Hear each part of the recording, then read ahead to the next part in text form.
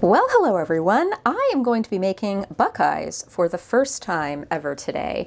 And I'm going to be making a reduced recipe because it's just me and my husband and I don't want to have way too many Buckeyes to eat. I don't technically know if I will like these even.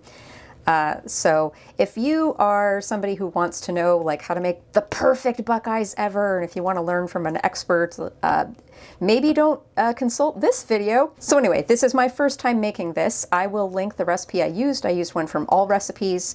They're a recipe blog that rarely fails me. Chef John from Food Wishes does his recipes on there as well. I am just softening up some butter that I microwaved for about 30 seconds out of the fridge. It is a half a stick of butter. I am doing a quarter recipe. Okay, that is relatively smooth. Now I'm going to add the next ingredient, peanut butter. And I'm going to be doing something radical that I never do. I'm going to actually measure the peanut butter. I should probably get one of those push cups, you know, the kind that let you measure sticky things like peanut butter and molasses without stuff sticking, but I usually just eyeball everything instead, and that tends to work out fine for me. But with this recipe, I wanted a little more precision, just because it's something I've never made before, and I'm reducing the recipe, so, you know, I wanted to be as precise as possible. Having said that I want to be as precise as possible, I need 3/8 of a cup of peanut butter, because I'm doing 1/4 of 1.5 cups, so that's 3/8 of a cup. So instead I'm opting to do sort of just like half of a cup with a little bloop out of it. All right, that's my peanut butter. I put oil in the bottom of this cup and we'll see if that helps it release. Yeah, that released okay. There's still a little bit of residue in there, but I can live with that. I'll just lick the rest of it off. Then you want to thoroughly mix these things together. So if you're watching this video, chances are you saw my Christmas candy video that I did a few years ago for coconut balls and 7-layer bars and the Rocky Road candy. And part of the reason why I'm making this Buckeye video is because I got a few comments in that video of people saying that the coconut balls reminded them of Buckeyes. And then later, years later, my husband and I were watching like one of those listicles of like, you know, the famous desserts from every state. And in Ohio, they had Buckeyes. And I saw, oh, they're basically like gourmet Reese's peanut butter cups. So I would probably like this. And so I thought I'd give them a try. I feel kind of bad because aforementioned Christmas candy video got, as of now, at the time of recording, over 300,000 views, which is kind of unprecedented for a small channel like mine. And like half of my subscribers came from that video. And I feel kind of bad because I have a feeling that most of the people who subscribed because of that video believe that I am a candy making channel. I am not. I am a cooking channel, a general cooking channel. And I tend to share, you know, the things that I cook for myself. So I eat everything that I cook in these videos. And I'm honestly just not that much of a candy person. I make those traditional Christmas candies. And, you know, occasionally I'll make truffles for Valentine's Day or for Christmas.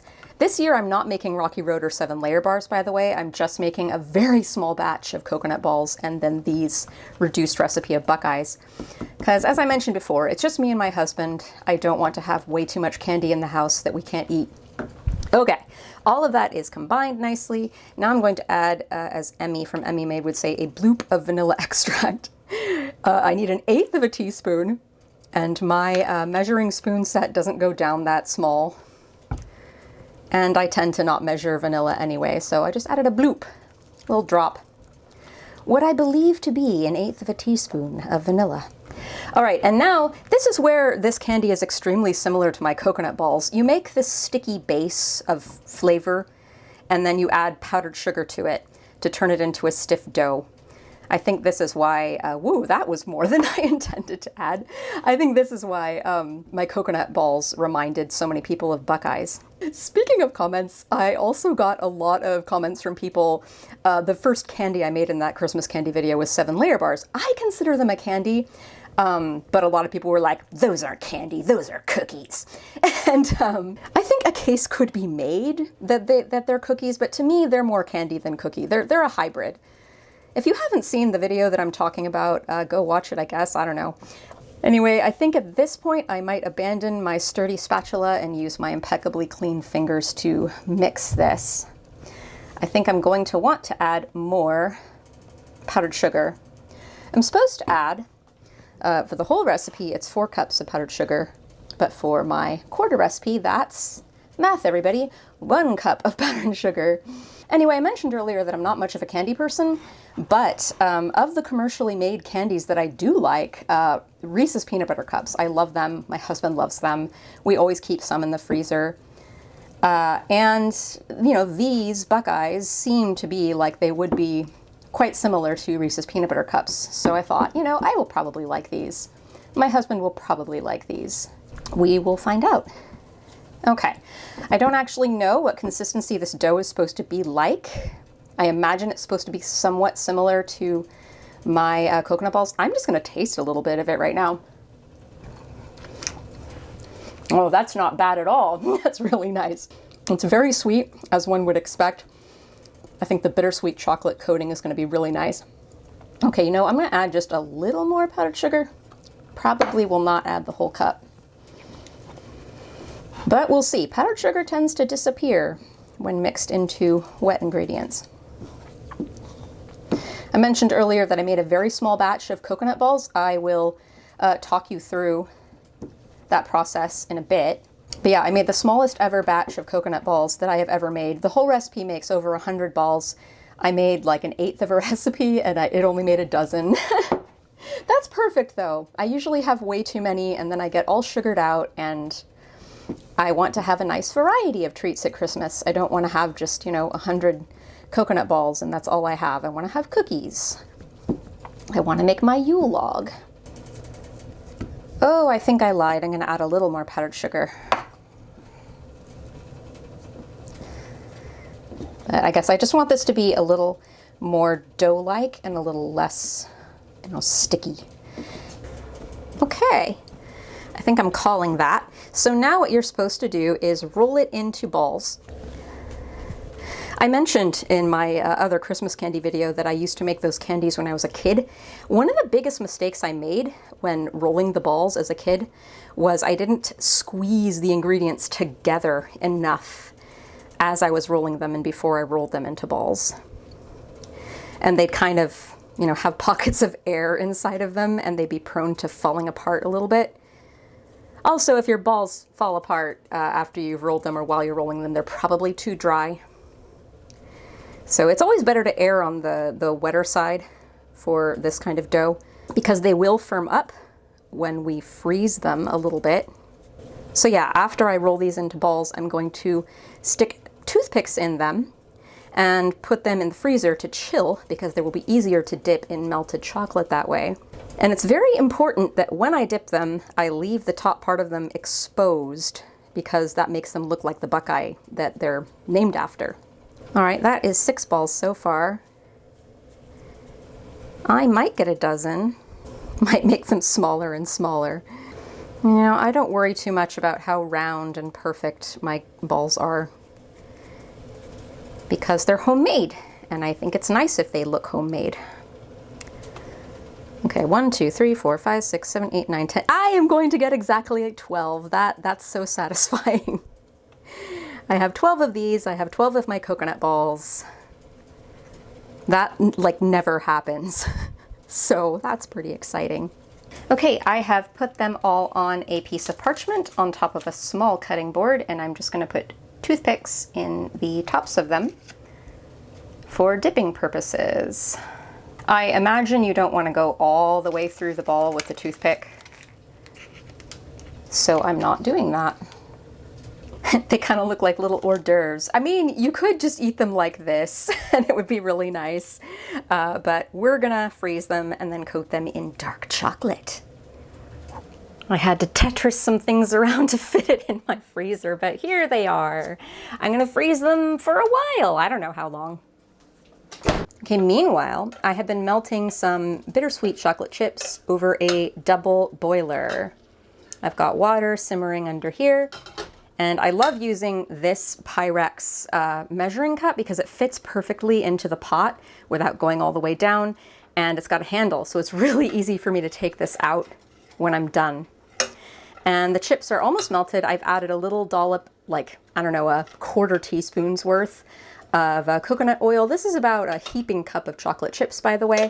And as I mentioned earlier, I'm going to be dipping my coconut candies as well as these Buckeyes. So this is my smallest batch of coconut balls ever. They've been chilling overnight in the fridge, so they are nice and firm and ready to be coated in chocolate. While the chocolate finishes melting, I'm just going to talk you very quickly through how I made these in case you somehow missed my video that has over 300,000 views. So anyway, I took an eighth of a can of sweetened condensed milk, and I added a half a stick of butter to it and melted it in the microwave and stirred that together. As for the remaining 7/8 of a can of sweetened condensed milk, I made a key lime pie with that, and it was delicious. I did not opt to make 7-layer bars this year, so I did that instead. Then I added hazelnuts and shredded coconut and powdered sugar and vanilla extract, and I stirred them all into a nice stiff dough and rolled them into these 12 balls, and then I chilled them overnight. Okay, my chocolate is completely melted and beautiful, so I'm going to start covering these. There are many different methods of doing this. In fact, I seem to remember my grandma or my aunt or something used to use toothpicks, but that never worked well for me. I just use a fork, and then I put it on parchment. I have basically the same setup that I did for the Buckeyes. Little parchment over a small cutting board. Whoop! And there are my dozen coconut balls in all their glory. I have to wait for the chocolate to cool and set up before I can eat any of them, but they're done. Okay, and these Buckeyes are nowhere near frozen enough to dip yet, so I'm gonna come back in probably about an hour and dip them. Okay, the Buckeyes are frozen. If I press them, they're very firm to the touch and they're quite cold, so it is time to dip them. Again, this is my first time making Buckeyes, but I know that you're supposed to leave the tops exposed a little bit. Honestly, this toothpick situation feels a little bit precarious to me, but I will press on. And I do think this would be easier if my chocolate were less shallow, but I don't want to have a bunch of leftover chocolate. I am sorry I'm not holding the camera in the best places possible. It's really hard to do this while dipping Buckeyes and holding a camera. Okay, I'm just going to show you now what I do when I have both hands available. If you tilt this bowl to the side, all the chocolate will pool, and then it's so much easier to dip your Buckeye. So this is how I recommend you dip your Buckeyes. I have learned that after dipping 8 of them. This is, all things considered, this is a very, very easy candy to make. If you are new to cooking or candy making, yeah, I think you'll probably succeed. If you're nervous about this whole very precise dipping method, I know this is probably sacrilegious to say this and Ohioans will get angry with me for saying it, but you can probably just dip them completely and coat them all the way in chocolate. They won't technically be Buckeyes anymore, they'll just be peanut butter balls coated in chocolate, but I think it's easier. I think that's the most difficult part about this, is getting it to look like a Buckeye. All right, there you go, that's the dozen, and I do have some melted chocolate left over. I probably have, I don't know, like a quarter of a cup. There, I have scraped the rest of the melted chocolate into this little cute tiny Tupperware container, and I'll use it in something else later. Okay, the moment of truth. I'm gonna try this Buckeye.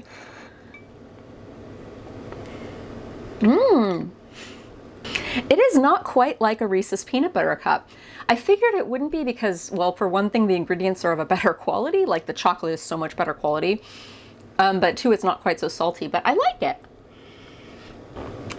The peanut butter filling is nice and creamy and soft. I took it out of the fridge for about 15 minutes before I bit into it. And I like that the chocolate coating is dark chocolate because it contrasts with the super sweet filling really nicely. I like this candy. Well, that was all for Buckeyes. Thank you very much, everyone who helped this channel recently reach 10,000 subscribers. I never thought that that would happen, but here we are. Bye! Oh my god! Ooh, my knees hurt.